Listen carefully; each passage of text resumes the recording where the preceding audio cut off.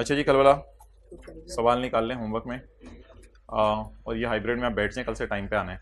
शुक्रिया।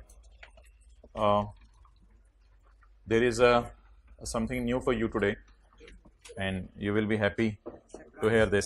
Yes, there is a surprise that 1:50 पे हम एक सवाल करेंगे IS-38 का, जिसमें हमारे 25-30 मिनट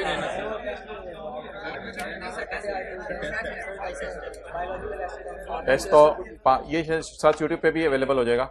कोई 25 मिनट आपके लगेंगे। अब जाहिर बात है क्या करें, अब ये तो सैटरडे को टेस्ट आ गया। सैटरडे को तो हमने क्लास रखनी होती थी एक्स्ट्रा, हमेशा रखा करेंगे, तो टेस्ट का शेड्यूल फिर दोबारा चेंज करेंगे सब। अभी फिलहाल तो आज तो ये क्लास होगी ना, अब फिर देखते हैं ईद के बाद शेड्यूल चेंज करना है, क्या करना है उसका टेस्ट का।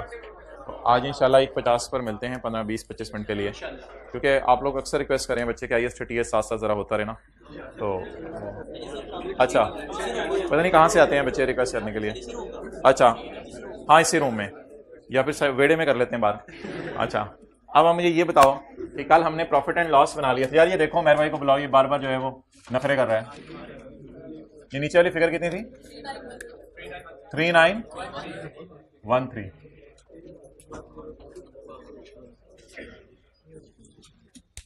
अच्छा, अब शुरू करते हैं। डी ट्रैक नहीं होना, यही तो आपका इम्तिहान है, इधर अटेंटिव रहें। अब शुरू करते हैं और बैलेंस शीट बनाते हैं। बैलेंस शीट बनाने के लिए अभी कुछ भी नहीं करना। सबसे पहले आपने इंटरेस्ट पेएबल देखना है कहाँ जाना है। तो उसके लिए सबसे पहले कल वाला मैं कैलकुलेशन आपके सामने कर देता हूँ, जो हमने प्रॉफिट एंड लॉस बनाया था। भाई जल्दी बुलाओ जरा। प्रॉफिट एंड लॉस हमने बनाया था 31/12/8 का, जब 7 वाला कल छुट्टी पे था। ऐसे पता नहीं सीए को क्या समझा हुआ है। 31/12/7 का मजाक लगाया हुआ सीए के साथ। 31/12/7 का पीएनएल हमने बनाया था और 31/12/8 का पीएनएल बनाया था। इसके अंदर हम इंटरेस्ट एक्सपेंस अभी शो करेंगे। इंटरेस्ट एक्सपेंस कितना है? जिंदगी इसी तरह चमकारे मारती है, आप इधर देखते रहें। अच्छा, इंटरेस्ट एक्सपेंस। अब आप मुझे ये बताएं कि 31 दिसंबर 2007 में क्या लीज साल के शुरू में स्टार्ट हो गई या लीज 1 अप्रैल को स्टार्ट हुई? 31 दिसंबर में लीज जो है वो कब स्टार्ट हुई बोलें? ये बैग रखवा दें। 31 दिसंबर को लीज कब स्टार्ट हुई बोलें? 1 अप्रैल 2007 को। तो मुझे बताएं, अगर 1 अप्रैल 2007 को लीज शुरू हुई तो खर्चा जो इंटरेस्ट एक्सपेंस की मद में है, बताया किसी को? खर्चा इंटरेस्ट एक्सपेंस की मद में है, वो 7 महीने का आना चाहिए या पूरे साल का आना चाहिए? पहली बात होगी 7 महीने का आना चाहिए। 8 महीने का? कितने महीने? 9 महीने। 9 महीने का आना चाहिए, पूरे साल का आना चाहिए? 9 महीने का आना चाहिए। तो खर्चा पीएनएल में 9 महीने का आना चाहिए।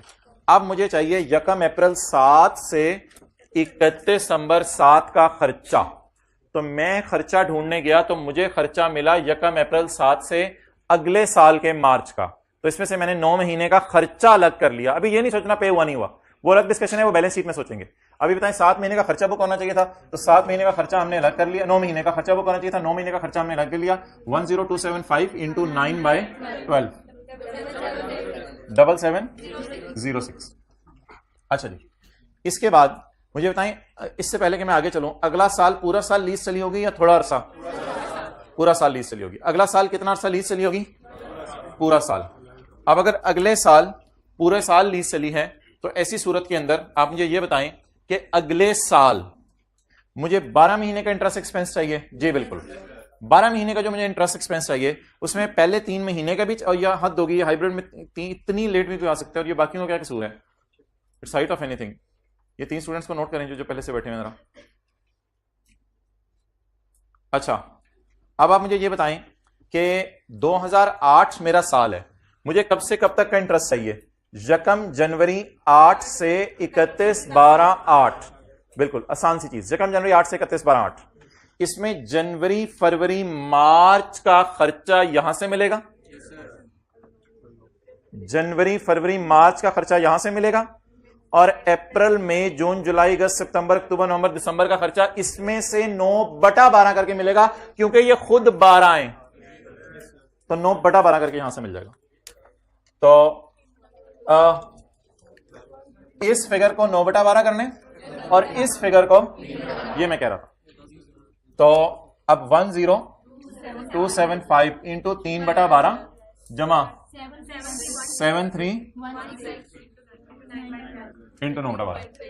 जनवरी फरवरी मार्च का इसको 3/12 करके मिल जाएगा, और अप्रैल मई जून जुलाई का सितंबर तो नवंबर दिसंबर का इसको 9/12 करके मिल जाएगा, क्योंकि इसमें 2009 का भी पड़ा हुआ है, हम 8 बना रहे हैं अभी जी।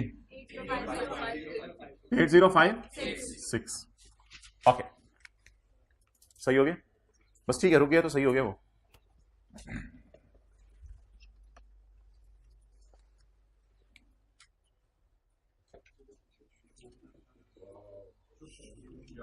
अच्छा,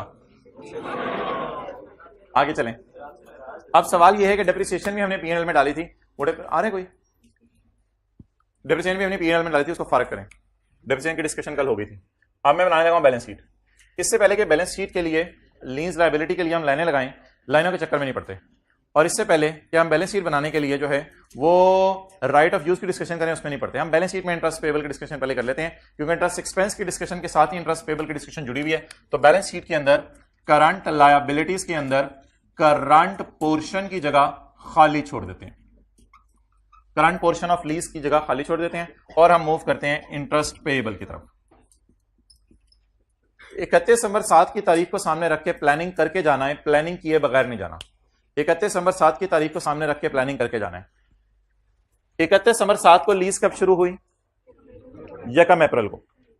तो 1 अप्रैल से लेके 31 दिसंबर तक का खर्चा, पहले ये इशू रिजॉल्व कर लेंगे, बच्चे आगे पीछे देखते रहते हैं।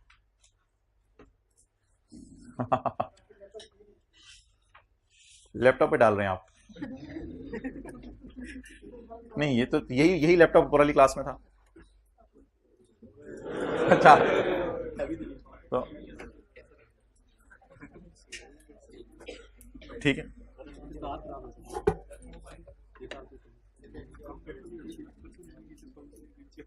Panasonic that starts from P and it ends on C.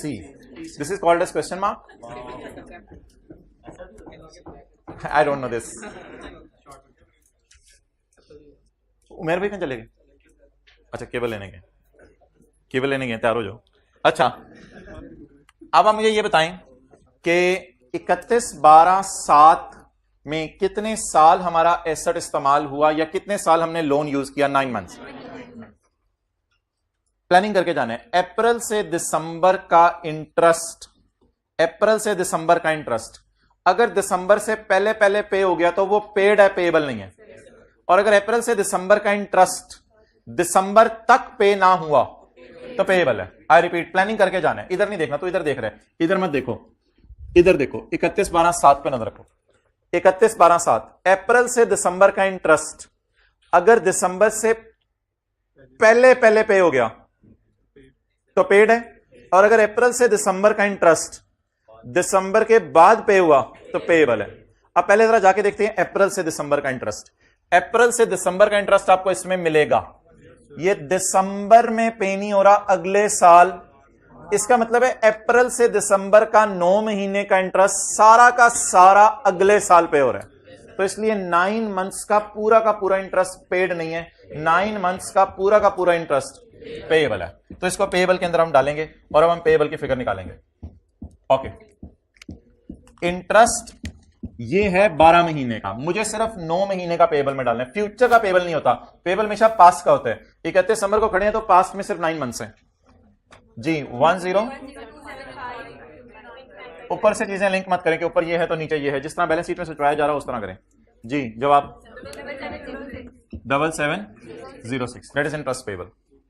Okay, अगली चीज जरा गौर से ये बंद करवाओ, उन्हें को इस क्लास में सीए करवा रही हैं, ये ठोकर ढके लगाई, हो सकता है बाहर वालों नहीं हो। अच्छा, अब अगला सवाल यह है कि 2008 के साल में 1 जनवरी 2008 से 31/12/2008 के एक साल का इंटरेस्ट देखना पड़ेगा कितना पे हो चुका है और कितना नहीं।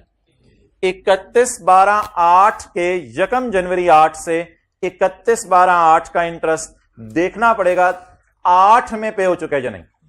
तो हमें 8 में 3 महीने का पे होता हुआ नजर आ रहा है। तो 8 का जनवरी फरवरी मार्च का इंटरेस्ट 8 में पेड है। तो 8 का जनवरी फरवरी का मार्च का 8 में पेड है, तो अप्रैल से दिसंबर 8 का 9/12 करके जब इसमें से फिगर निकालेंगे, अप्रैल से दिसंबर 8 का जब 9/12 करके से फिगर निकालेंगे तो वो पे 9 में जाके होगी, वो पे 9 में जाके होगी। तो 31 दिसंबर 8 को वो 9 महीने का किस में चला जाएगा, तो पूरे साल का पेबल मैंने डाल देना यहां पे। तो ये बात गलत है कि जितना खर्चा होता है उतना ही पेबल होता है, ऐसी कोई बात नहीं है। तो मार्च तक का पेड है, अप्रैल से दिसंबर तक का पेबल। 7316 इंटू 9/2 5487। अब बैलेंस शीट में वो जो अगली चीजें कोई मुश्किल चीज नहीं है, वेरी सिंपल। करें नोट, फिर नॉन करंट एसेट्स बनाएं।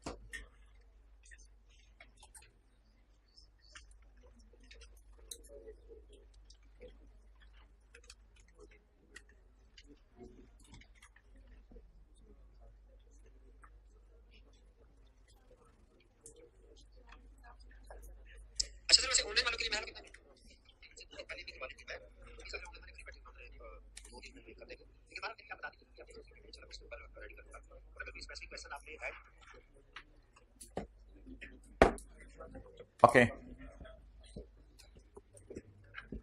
इसके बाद हम रिवीजन करेंगे with the question of homework.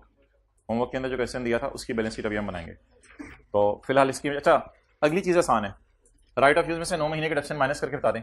Cost क्या थी, 6851 वाले क्लास के बाद जरा मिलिएगा मेरे साथ, बल्कि आप तो दूसरी क्लास के बाद मिलिएगा। 68497 माइनस 9 महीने के डिप्रिसिएशन 17124।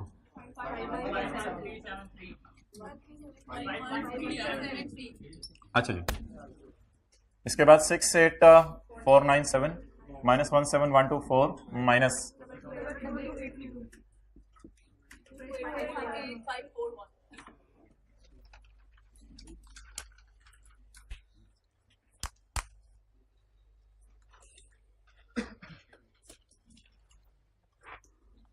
आपने रिकंसिडर किया अपने जाने के फैसले को? ये वाले भाई ना,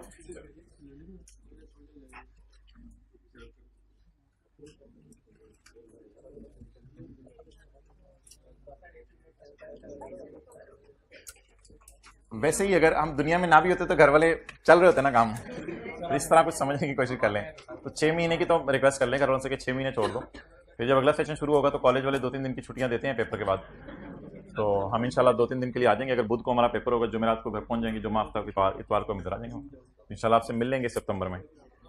बाकी कुछ ज़्यादा मसला है तो आप बकरा लेके आ जाएंगे लाहौर बड़ी ईद के ऊपर। छोटी ईद पे तो मैं ज़रा बिजी हूँ। अच्छा, ये सेशन वेरी आइडियल, क्योंकि सेशन में होगा ये कि जो 1 महीने में पढ़ा है वो छोटी ईद पे सारा रिवाइज हो जाएगा, जो फिर आगे 2 महीने में पढ़ा है वो बड़ी ईद पे रिवाइज हो जाएगा। तो साथ साथ आपको ये जो 4-4-5 में छुट्टियां मिल रही हैं ना, ये पूरा रिवीजन आपकी, that is an ideal session. You people are very lucky. Maybe ये 7 वाले की बरकतें हैं।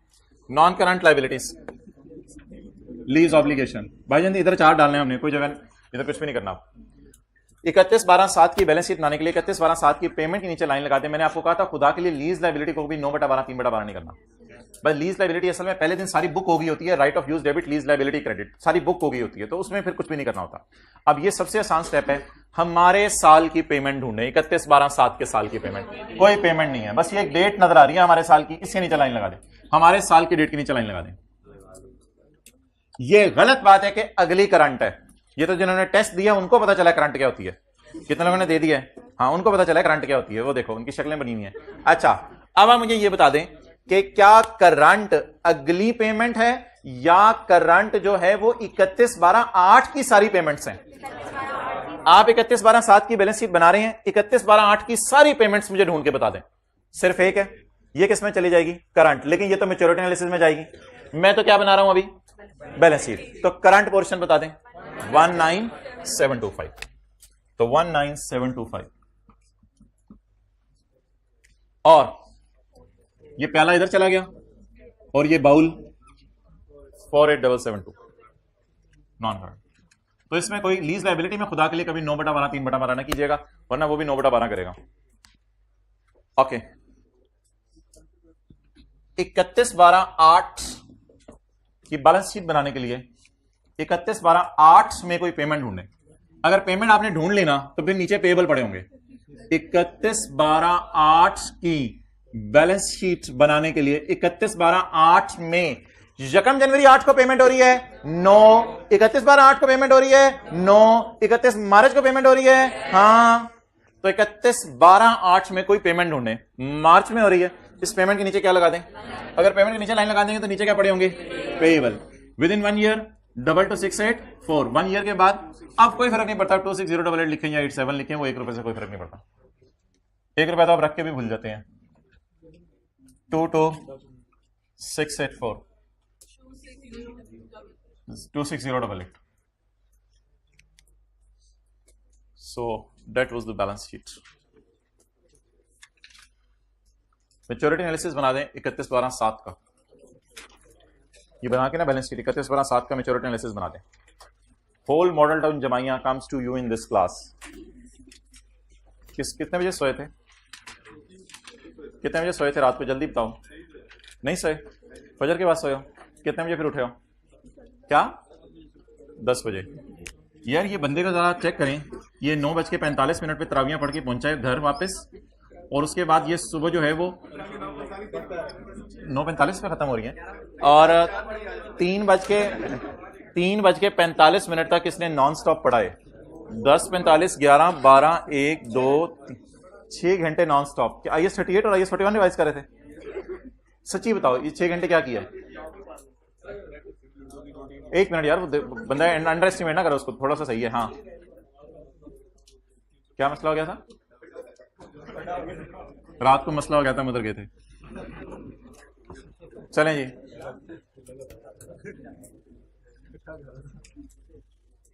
भाईजान बड़े बड़े मसलों में ना मरा करें प्लीज, घर वालों कह दें करें हमारे छोटे छोटे मसले हैं, हमें ये नहीं समझ आ रहा कि इधर इसमें ये क्या आएगा।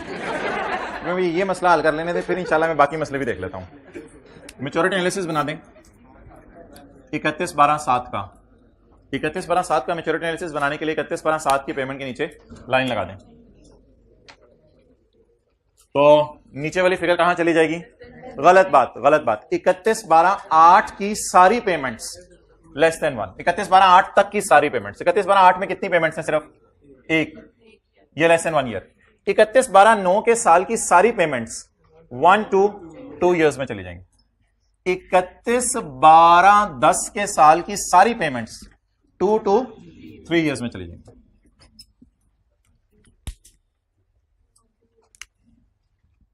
ये मैच्योरिटी एनालिसिस है कॉन्ट्रेक्चुअल अनडिस्काउंटेड कैश फ्लोज, ऊपर लिख लीजिएगा 2 to 3 years 90,000।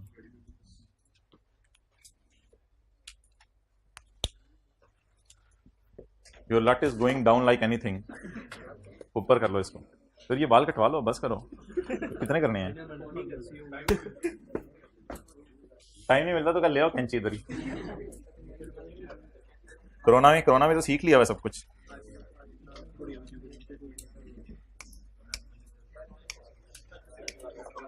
आज तो टाइम पे आ गए तो शुक्र लगा रहे सबके साथ। ओके, हो सकता है जिंदगी में पिछले साल आपके दोस्त ने आपको इफ्तारी पे बुलाया और उसके बाद तौबा कर लियो।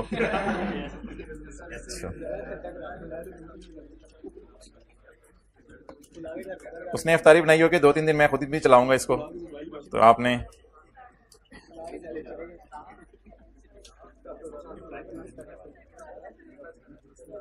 अच्छा जी, अगला सवाल जो होमवर्क में दिया था डेट वाज प्रैक्टिस का question number 3 4।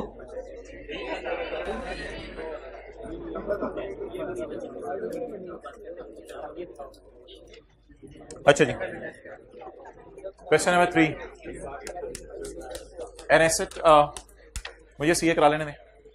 An asset with a cash value of 2 lakh is leased over a period of 4 years. The asset is depreciated over 4 years. चुप यार, चुप चुप चुप, 5-7 मिनट दे दो, प्रैक्टिस कर लें जरा। Annual instalments are payable in arrears, discount rate is 16% per annum, और लीज शुरू हो रही है 1 मार्च को। तो अब ईयर एंड नहीं देखना आपने पेपर में, पहले अमोर्टाइजेशन शेड्यूल बनाते हुए ईयर एंड नहीं देखना। 28 फरवरी 6, ये देखते ही ना, इधर देखें, 28 फरवरी 6, 28 फरवरी 7, 28 फरवरी 8, 28 फरवरी 9, ये डेट देखते ही आपने जो है वो रेंटल्स की डेट सोच लिया करनी है। 28 फरवरी 6, 28 फरवरी 7, 28 फरवरी 8 और 28 फरवरी 9। तो 28 फरवरी 9 को जो है वो हमारी लास्ट पेमेंट हो रही होगी। सोल्यूशन का पेज नंबर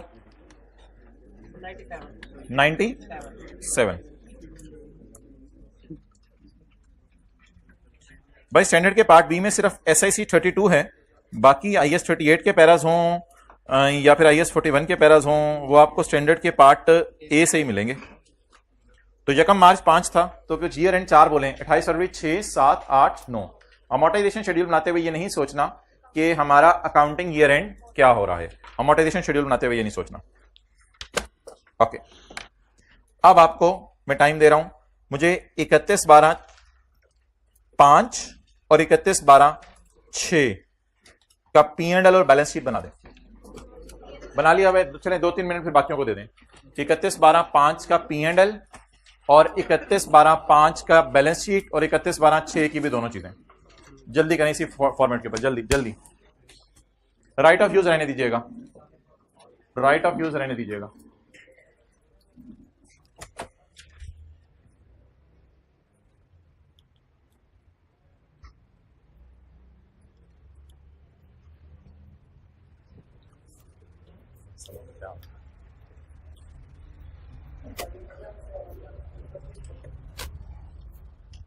बोल तो नहीं रहा कोई आपस में, जल्दी जल्दी जल्दी। पहले P&L ऊपर बने, ठीक है।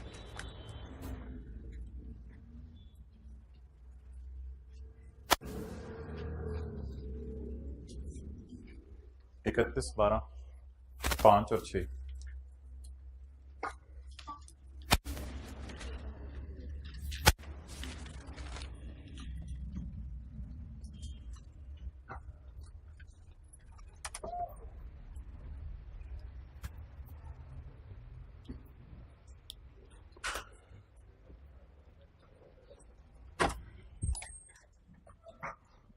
तरह। अब अटेंटिव है तू,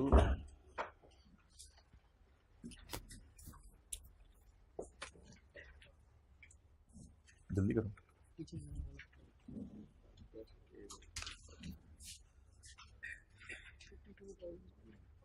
पांच और 6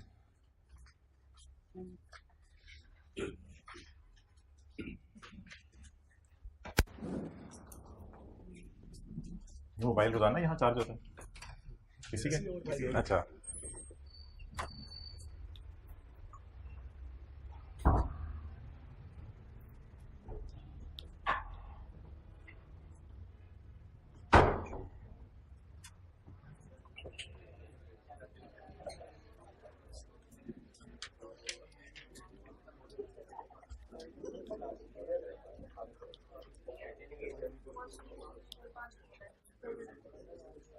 ओके।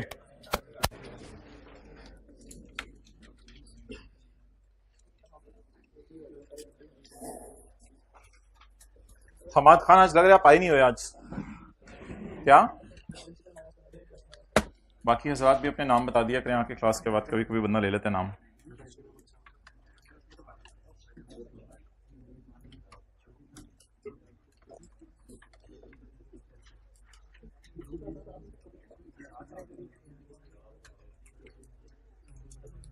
किसी लाइन की जरूरत नहीं, लाइन लगाने से पहले इंटरेस्ट एक्सपेंस और इंटरेस्ट पेएबल मुझे चाहिए। कोई जल्दी नहीं मुझे, वैसे भी कल छुट्टी का दिन है, आराम से जितनी देर के लिए मुझे बुलाएंगे। मैंने तो अपना तन मन धन पहले ही दे दिया सीए को, प्रॉफिट एंड लॉस। अच्छा जी, 31/12/5 का इंटरेस्ट एक्सपेंस मुझे चाहिए। 31/12/5 का इंटरेस्ट एक्सपेंस। लीज शुरू हुई है 1 मार्च 5 को, अब मैंने जानबूझ के आपने सामने अमोर्टाइजेशन शेड्यूल नहीं रखा हुआ, क्योंकि मैं अमोर्टाइजेशन शेड्यूल बनाने से पहले ना प्लानिंग करके जाता हूं। पहले तोलो फिर बोलो, तो पहले तोल लो फिर जाके बोलना है। 31/12/5 को मेरा ईयर एंड हो रहा है, 1 मार्च 5 को मेरी लीज शुरू हो रही है, तो खर्चा मेरा बुक होगा इंटरेस्ट एक्सपेंस की मद में 10 महीने का। अब मैं इस नियत से चला हूं कि 31/12/5 तक के 10 महीने का इंटरेस्ट एक्सपेंस ढूंढूं। जब मैं वहां पहुंचा तो मुझे वहां पे जाकर फिर दोबारा क्वेश्चन से पाला पड़ गया। जब मैं वहां पहुंचा तो मुझे वहां पर जाकर पता चला कि ये 5 के 10 महीने का और 6 के 2 महीने का इंटरेस्ट है। तो मैंने कहा मुझे तो 5 के 10 महीने का चाहिए, मुझे तो 6 के 2 महीने का नहीं चाहिए। तो मैंने 32 को कहा चलें, 32 ने कहा मैं तो पहले ही जाने के लिए तैयार हूं। 32 ज़रब 10/12 2,667। 31/12/6 का P&L बनाने के लिए मुझे पूरे 6 का इंटरेस्ट चाहिए, इसलिए कि पूरा साल लीज चलती रही है। तो I need interest expense of 2006 का अगर मैं इंटरेस्ट एक्सपेंस ढूंढने जाऊं तो मुझे 2006 का इंटरेस्ट एक्सपेंस जो है, क्यों वापस वहां आ रहा बार बार, इसको इधर से ले जाते हैं उधर। अगर 2006 का मैं इंटरेस्ट एक्सपेंस ढूंढने जाऊं तो 2006 का इंटरेस्ट एक्सपेंस मुझे 2006 का इंटरेस्ट एक्सपेंस जनवरी फरवरी का इसमें से मिल जाएगा,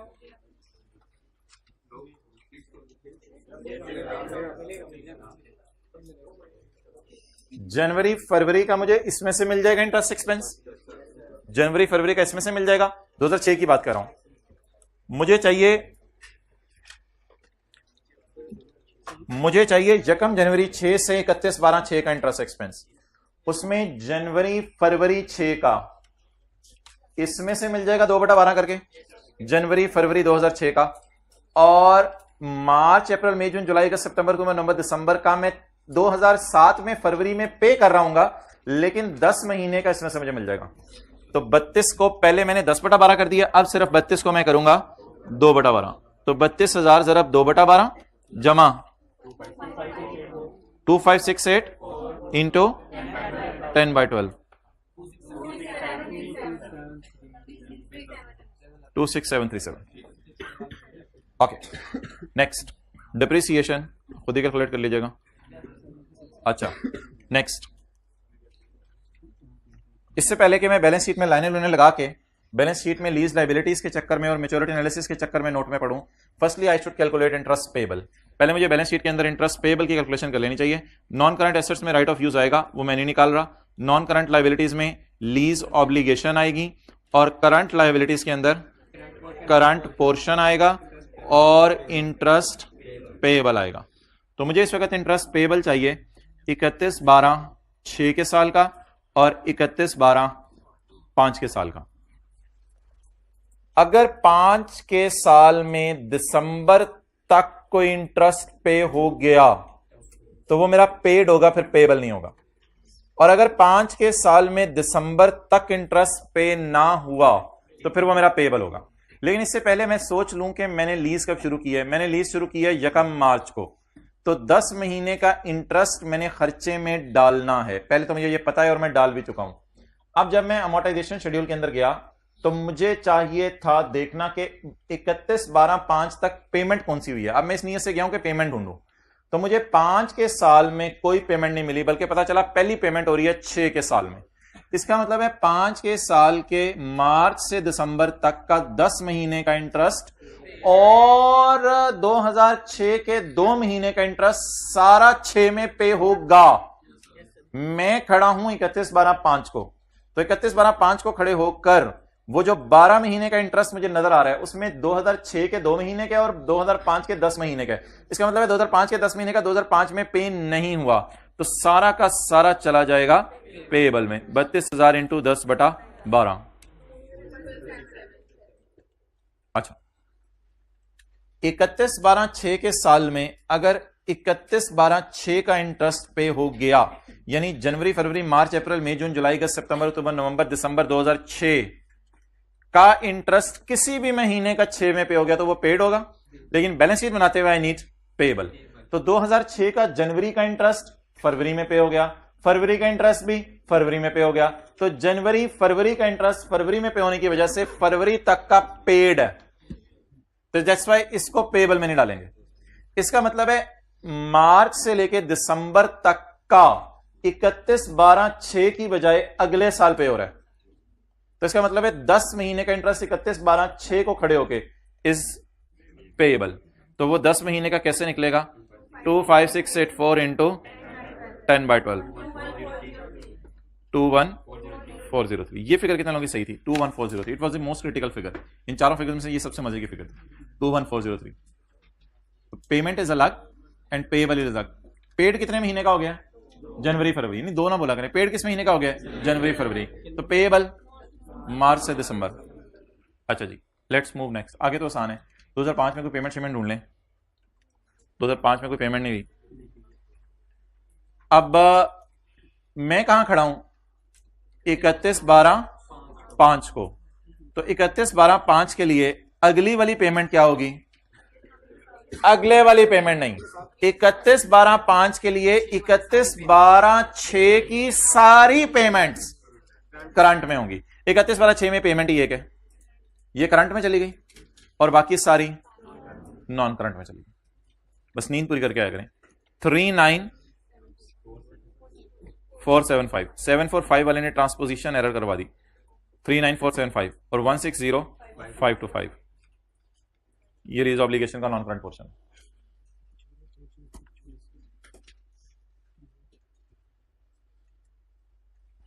ले लो। 31/12/6 की बैलेंस शीट बनाने के लिए 31/12/6 के साल में यकम जनवरी को पेमेंट हो रही है, यकम जनवरी 6 को पेमेंट हो रही है, या 31/12/6 को पेमेंट हो रही है? सोचे यकम जनवरी 6 को पेमेंट हो रही है, या 31/12/6 को पेमेंट हो रही है, या 28 फरवरी को पेमेंट हो रही है? तो 28 फरवरी को जो पेमेंट हो रही है उस पेमेंट के नीचे लाइन लगा दें। 28 फरवरी 6 की पेमेंट के नीचे लाइन लगे, लाइन लग रही हूं मैं, लग गई। 31/12/6 के साल के लिए अगली पेमेंट क्या होगी? अगले साल की। 31/12/6 के लिए मेरे सामने ये तारीख है। 31/12/6 के लिए 31/12/7 क्या है? करंट। कुछ लोगों ने करंट नहीं बोला, बोले जरा करंट। 31/12/6 के लिए 31/12/7 क्या है? करंट। तो बाकी सारा नॉन करंट। 45791 1147 वापस आ जाएं।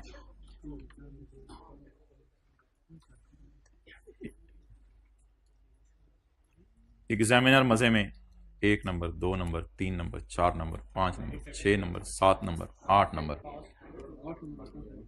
बेगम ये पता नहीं किसका बच्चा है, बड़ा माशाल्लाह तेज निकला है इस बात। नहीं बेगम की पिछले सवाल जो तो बिस्ती की दी यारी। अच्छा चलें जी, मैच्योरिटी एनालिसिस जो बनेगा मैं बना नहीं रहा।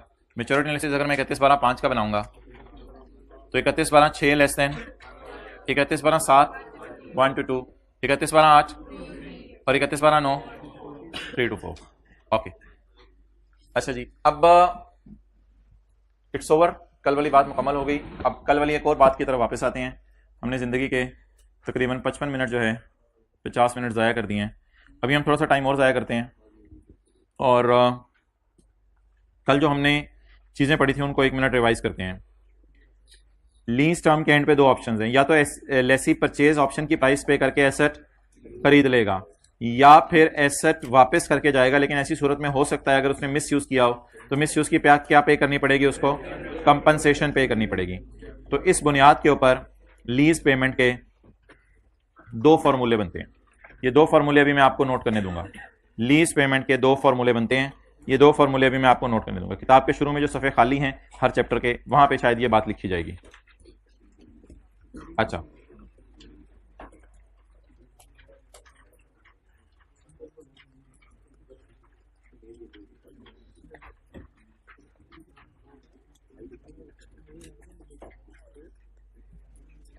पहले तसल्ली से बात सुन लीजिएगा। ये डिस्कशन किसकी बुक्स में आने लगी है? लेसी की बुक्स में। 12:45 बजे डिस्कशन शुरू हो जाएगी लेसर की बुक्स में आज। तो ये डिस्कशन किसकी बुक्स में आने लगी है? लेसी की बुक्स में। नोट नहीं करना।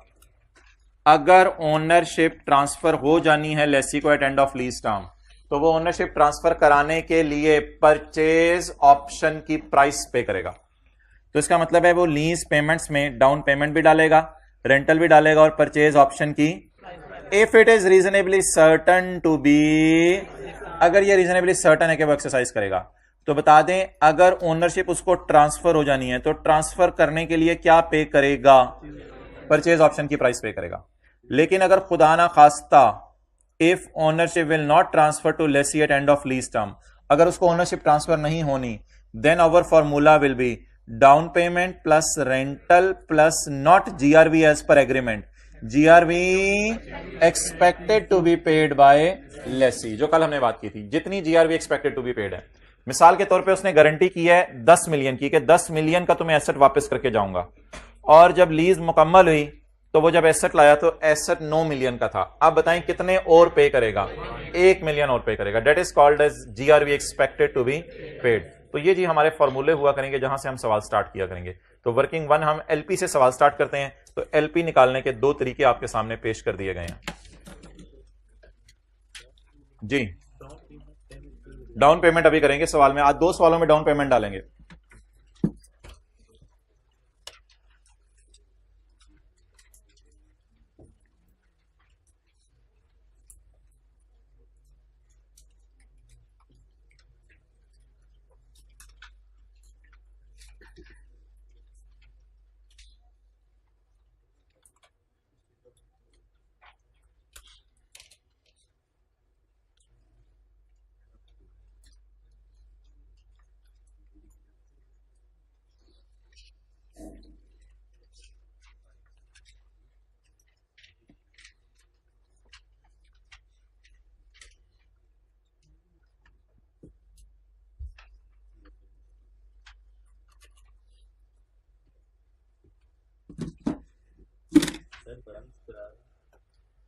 मैं ये कहने लगा था कि बैठे बैठे आप लोगों के दिल में ख्याल आता है मोबाइल छोड़ के, और यार छोड़ो इसको पढ़ाई करें, इस तरह बैठे बैठे आता है।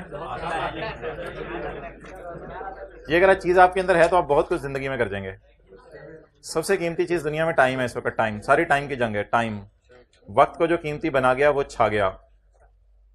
वो फिर बस के अंदर बैठा हुआ भी पड़ा होगा, बस की छत पे बैठा हुआ भी पड़ा होगा, वो फिर ईद वाले दिन भी पढ़ा, ईद वाले दिन तो पढ़ना कोई नॉर्मल सी बात है, नॉर्मल।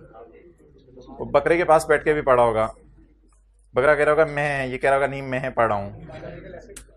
ओके अच्छा जी, जी पता नहीं क्या कह रहे हैं। अच्छा अगर एक ऊंट अरेंज कर लें इधर तो ईद की छुट्टियां आप सेक्रीफाइस कर लेंगे बड़ी ईद पे, बड़ी ईद पे, और कहेंगे ऊंट खाते ही नहीं हम। बड़ा तू ऊंट के लिए छोड़ देगा घर वालों के साथ ही, क्या कह रहे हैं?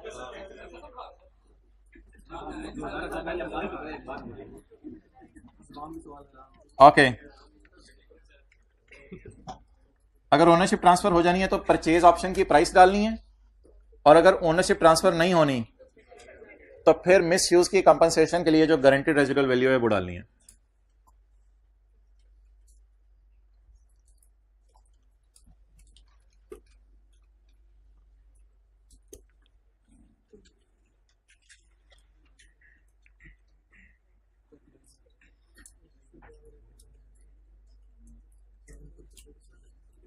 अच्छा भाई एक चीज आपने सुनी होगी, अगर एप्पल का मतलब सेब है तो फिर सेब का मतलब एप्पल है। इस कॉन्सेप्ट को जरा मैं रीइंफोर्स करा रहा हूं।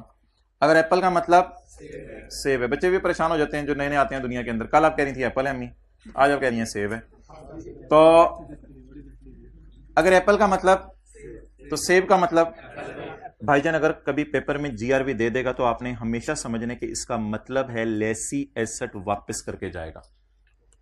अगर इस लाइन का मतलब है कि जीआरवी देने वाला है तो फिर जीआरवी का मतलब है कि ये वाला सिनेरियो है। ये याद रखिएगा। असल में कभी कभी जीआरवी गिवन होती है और सवाल में लिखा नहीं होता कि ओनरशिप का क्या बनना है एंड पे। जीआरवी का मतलब ही क्या है कि वो गारंटी करके जा रहा है रेजिडुअल वैल्यू, इसका मतलब है उसने मिसयूज करना था। तो मैं कह रहा हूं अगर इस लाइन का मतलब है कि जीआरवी ढूंढनी है पेपर में तो फिर इस लाइन का मतलब है कि लेसर ने एसेट वापस कर देना है। कब? लेसी ने एसेट वापस कर देना है। कब? At the end of lease term. Okay, GRB तो हाँ जी बिल्कुल। अब आप हजरात वो करें, क्या कहते हैं, आउल वाला सवाल करें। आउल वाला सवाल पीछे तो डाल दिया था किताब में। आउल, एक आउल मोटा ताजा था, मजे से डिंग डोंग खाता था। तो स्पाउट का जमाना आ गया है। वैसे स्पाउट से बबल नहीं बनता, नहीं बनता यार, एक से तो नहीं बनता। ओरिजिनल स्पाउट की बात कर रहा हूँ, नहीं बनता। चलिए बना के दिखाना मुझे। Question number 18, page 81, page 81।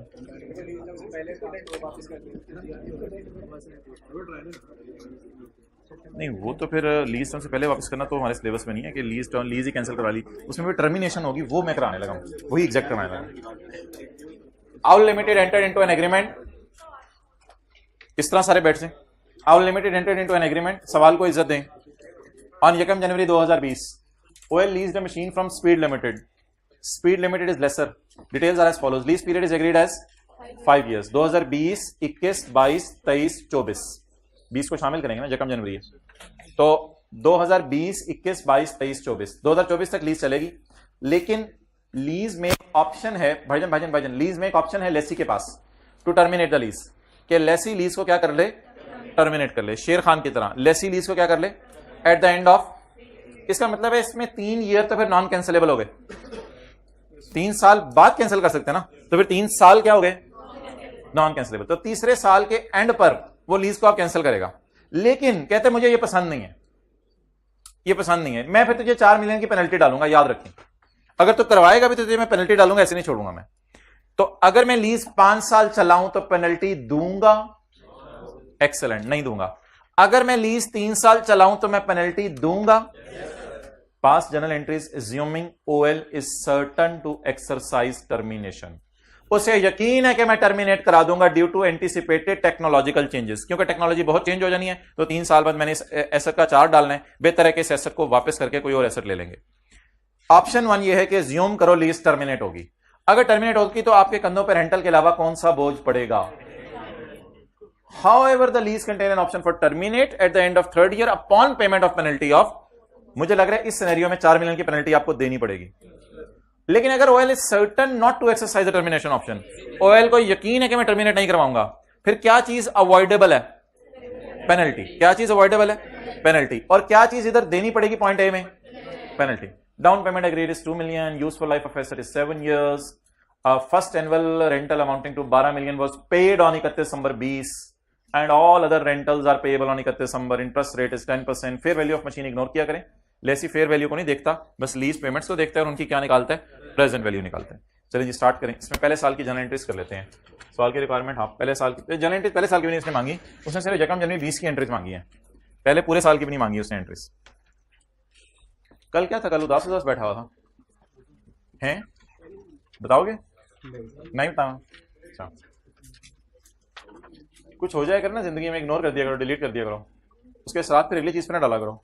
और स्पेशली सीए के अंदर किसी भी सब्जेक्ट की आपकी क्लास हो रही हो और आपको कोई एक कॉन्सेप्ट किसी टाइम पे समझ ना आए, उसको कैरी फॉरवर्ड करके अगले आसान कॉन्सेप्ट्स को जो है वो समझ लिया करें।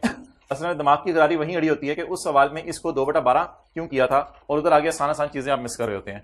तो इसलिए अपनी जिंदगी में बहुत ज्यादा बोझ अपने कंधों पर ना डालें, आसान आसान चीजों को लेके चलें। ओके, अब सवाल मोहतरम ये है कि मैं वर्किंग इधर कर रहा हूं सिर्फ, lease payments is equal to, it is certain that we will terminate, certain है कि हम टर्मिनेट करेंगे। अगर टर्मिनेट करेंगे तो जरा सोच के बताएं, मैं रेंटल सिर्फ कितने पे करूंगा, 3, फिर चौथा पांचवा रेंटल पे करूंगा या चौथे पांचवें रेंटल से जान छुड़ाने के लिए पेनल्टी पे करूंगा। चौथा पांचवा रेंटल 12 मिलियन 24 मिलियन बहुत हाई है, चौथा पांचवा रेंटल में देने की बजाय मैं कहूंगा यार ये पेनल्टी पकड़ और मेरी जान छोड़। तो अगर मैं लीज टर्मिनेट कराता हूं तो लीज टर्म कितनी है, पहला तो मेरा ये सवाल है 3 साल, और दूसरा सवाल किराए कितने दूंगा 3, और तीसरा सवाल किराए के अलावा लीज के एंड पे क्या दूंगा, 3 साल के एंड पे 4 मिलियन। तो लीज पेमेंट में मैं एक नई चीज डालने लगा हूं जो मैंने आपको कल नहीं बताई थी, आज भी जो डायग्राम बनाई है वो नहीं बताई उसमें, वो भी अभी हम डलवाएंगे उसमें नोट में। लीज पेमेंट में एक और चीज डालने लगा हूं, डाउन पेमेंट तो हो गई, रेंटल भी हो गया, टर्मिनेशन पेनल्टी। असल में जो पैसे भी लेसी ने लेसर को देने होते हैं वो लीज पेमेंट्स के अंदर आ जाते हैं, टर्मिनेशन पेनल्टी। अच्छा, आप बता दें लेसी डाउन पेमेंट कितनी दे रहे हैं? 2 मिलियन। लेसी कितने साल लीज चलाएगा? उसने तो टर्मिनेट कर देनी है। 3 साल लीज चलाएगा। 3 साल में कितने किराए? 3। एक किराया कितना? 12। 3 ज़रब 12, 12 मिलियन ज़रब 3 किराए जमा टर्मिनेशन की पेनल्टी 4। ये तब है जब मैं लीज कैंसिल करवाऊं, और मैंने लिख दिया सवाल में कि मैं लीज कैंसिल करवा रहा हूं। 42।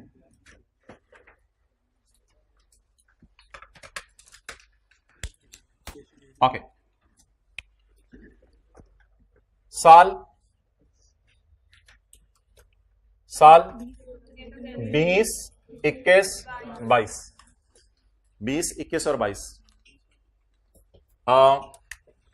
20, 21, 22 के अंदर यहां पे मैं डाउन पेमेंट पे करूंगा, यहां मैं किराया पे करूंगा, और यहां मैं पेनल्टी पे करूंगा। तो डाउन पेमेंट को डिस्काउंट नहीं किया जाएगा, रेंटल पे एनओटी का फॉर्मूला लगाया जाएगा, और 4 रुपए को दर्जी वाले तरीके से 1, 2, 3, बस 3, तो 4 को इस तरीके से हम पीछे बुला लेंगे। लेकिन बेहतर है कि आप जो है वो डेट और इंस्टॉलमेंट का कॉलम खोल कर करना सीखें, बजाय कि इस तरह जिस तरह मैंने आपको बताया। तो डेट और इंस्टॉलमेंट का कॉलम खोल लेते हैं ताकि प्रेजेंट वैल्यू निकालनी हमारे लिए आसान हो जाए। Present value of lease payments on 1 जनवरी 20। ओके,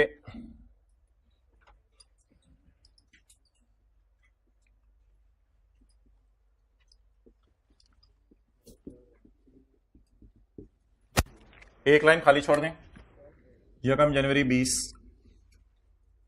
उसके बाद एक और लाइन 1 जनवरी 20 की लिखें, इसमें डाउन पेमेंट डालें। इसके बाद आप 31/12/20 को पहला रेंटल पे कराएं, 31/12/21 को दूसरा रेंटल पे कराएं, और 31/12/22 को बाउलें।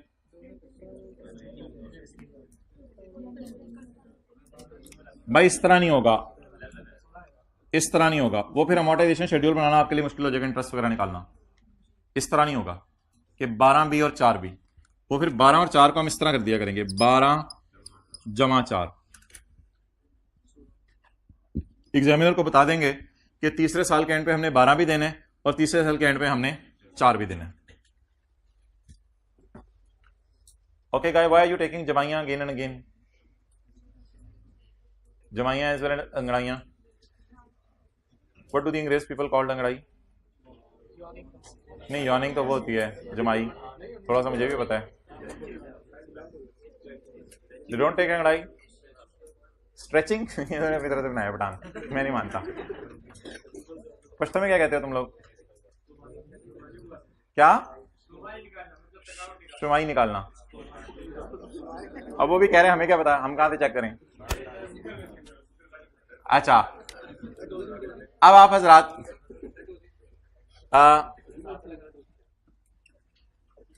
2 को डिस्काउंट नहीं करना। 2 को आवाज मारेंगे आप डर जाएंगे, 2 उधर ही खड़ा है, तो 2 को डिस्काउंट नहीं करना। 12 कितनी दफा नजर आ रहे हैं? 1, 2, 3 चुपे। 12 into 1 minus 1.1 raise to power -3 divided by 0.1 plus 4 को सिंपल तरीके से कितने साल पीछे बुलाना है? 3 साल पीछे बुलाना है। तो 4 into 1.1 raise to power -3, whatever the total में भी नहीं बोलना, आप कैलकुलेट करना है। हर दफा ये ना बोला करें वट एवर द टोटल में भी 35, वट एवर इट में भी। साथ वाले को कह के वो पाइजन शेड्यूल बनाना है, वट एवर इट में भी नहीं। 35 से आगे चलें। 36। सुभान अल्लाह, इन्ना लिल्लाह, माशाअल्लाह। ठहर जाओ, मुझे एक बंदा ढूंढ लेने दो, ये मुस्कुरा रहा है। खड़े हो जाओ, खड़े हो जाओ। कैलकुलेटर पकड़ो, 35 के सारे चुप, 35 के ऊपर 10% लगाओ, इंटरेस्ट निकलवाओ। 30 चुप सारे 35 के ऊपर 10% लगाओ, इंटरेस्ट निकलवाओ जी। कितना? पहले दिन 4। 3.5 नहीं 4, मैं और करीब आया तो 5 हो जाएगा। ये 4 कर लें, पक्की बात। मैं तेरे कहने पे लिखने लगाऊं, कुछ हो गया तो फिर कंपनी जिम्मेदार नहीं। लिख दें। 1 साल उधार इस्तेमाल हुआ है, 1 साल उधार इस्तेमाल हुआ है। सर 0, तो पहले बोला था ना सर 0 टू हीरो। अच्छा जी, तो अगर सेम डे पेमेंट हो जाए तो क्या उधार इस्तेमाल हुआ या नहीं हुआ? तो सारा क्या पे किया? Principal. There is no vice principal, सारा प्रिंसिपल। 35 माइनस 2 33। 32 नहीं आ रहा आज। अच्छा ओके गाय। 3.3 कर दें, कोई मसला नहीं। बस ठीक है, घर जाके बाकी पूरा कर लीजिएगा, घर में भी कुछ किया करें। अब आप हजरात वो बना के दे दें जनरल इंटरेस्ट पहले साल की, बस फिर हम मूव करते हैं आगे।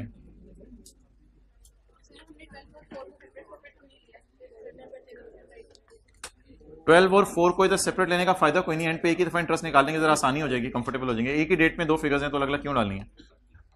फायदा कोई नहीं अलग से। डिस्काउंटिंग सीखनी है, डिस्काउंटिंग की बहुत प्रैक्टिस होनी चाहिए। डिस्काउंटिंग में गलती ना हो, पीवी गलत ना निकले, पीवी गलत ना निकले। बिल्कुल मत शर्माया करें, कान में बॉल पॉइंट रखते हुए। कोई कुछ कहता भी रख लिया करें, जल्दी जल्दी।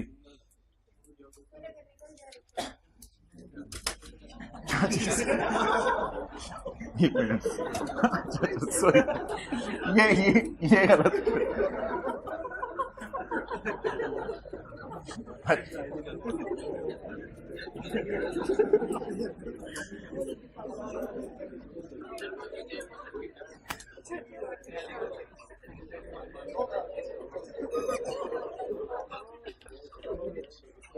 मे बी आपने प्रेजेंट वैल्यू 34 निकाल ली तो ऑब्वियसली आगे एंट्रीज में आपके मार्क्स नहीं कटेंगे और मोटिवेशन शेड्यूल में भी आगे मार्क्स नहीं कटेंगे। सिर्फ यहां पे जो आपने फिगर गलत कैलकुलेट की होगी उसके आपके मार्क्स कटेंगे। चलें जी, ईयर एंड 31/12/20, 1 जनवरी 20, right of use debit lease liability credit 35। Now 1 जनवरी 20, lease liability debit cash credit. यार प्लीज उसको पढ़ने दो भाई, प्लीज आप लोग आपस में बातें ना करो। अच्छा, इसके बाद किन दोनों की? नहीं नहीं नहीं, वो आप पहले लाइबिलिटी रिकॉर्ड करो फिर उसको पे करो। अच्छा नेक्स्ट 31/12/20। मुझे तो लग रहा है 2020 का इंटरेस्ट 2020 में पे हो गया है, तो बस इंटरेस्ट भी आ गया सारा। ये इंटरेस्ट कितने अरसे का है? साल का। और हमारे साल का, हमारे साल मुझे लग रहा है पे भी हो रहा है, बस पे हो रहा है सिंपल। कैश 12 से, लीज लाइबिलिटी और इंटरेस्ट पेएबल नहीं, इंटरेस्ट एक्सपेंस 3.3। बस याद रखिएगा कभी भी इंटरेस्ट की एंट्री भूलनी नहीं है। तो इंटरेस्ट की एंट्री तो ऑटोमेटिकली बीच में आ गई ना। यू आर टेकिंग जमाई, I saw you, then you put your hand. ये आप लोग इंटरव्यू देने जाएंगे तो ये सारी चीजें उधर वो पार्टनर आपको फॉर्म का बता रहा होगा कि ये चीज का ध्यान रखना था आपने। ये पहले ही जैसे सर बता के भेजें, सर बता के भेज दें, तो इसलिए फिर शर्माया ना करें कि मुझे ये कह रहे हैं, मैं बड़ा फन है। हाँ मुझे। अच्छा जी, अब मोहतरम जरा ये बताएं कि ओनरशिप ट्रांसफर होनी है या नहीं होनी? नहीं होनी, नहीं होनी, बल्कि हमने तो लीज टर्मिनेट ही कर देनी है उल्टा। ओनरशिप ट्रांसफर होना दूर की बात, हमने लीज क्या कर देनी है? टर्मिनेट। तो टर्मिनेट करके एसेट किसको वापस करेंगे? लेसर को वापस करेंगे। अब अगर मैं एसेट लेसर को वापस करूंगा तो फिर अब मुझे डेप्रिसिएशन के अंदर जो सिनेरियो है वो बता दें कि मैं तीसरे साल के एंड पे परचेज ऑप्शन की प्राइस दे के, यूजफुल लाइफ 7 साल है, 7 साल तक अपने पास एसेट को रखूंगा या मुझे वापस करना पड़ेगा टर्मिनेट करते हुए lease asset? So if ownership will not transfer then depreciate over shorter of. तीसरे साल के एंड के ऊपर मुझे एसेट क्या करना पड़ेगा? वापस करना पड़ेगा। तो ownership will not transfer therefore मैं शॉर्टर के ऊपर डेप्रिशिएट करूंगा जी। What is lease term, terminate कर देना, कंफर्म है। व्हाट इज लीज टर्म, शेर खान वाले सवाल में यही निकालना सीखा था कि लीज टर्म 5 साल नहीं बोल देनी। लीज टर्म की डेफिनेशन पढ़ी थी हमने, तो लीज टर्म 5 साल नहीं बोल देनी। लीज टर्म इज 3 साल, useful life is 7, shorter is, ये माइनस नहीं लिखा हुआ, ये डैश लिखा हुआ है, 35 डिवाइडेड बाय 11.7।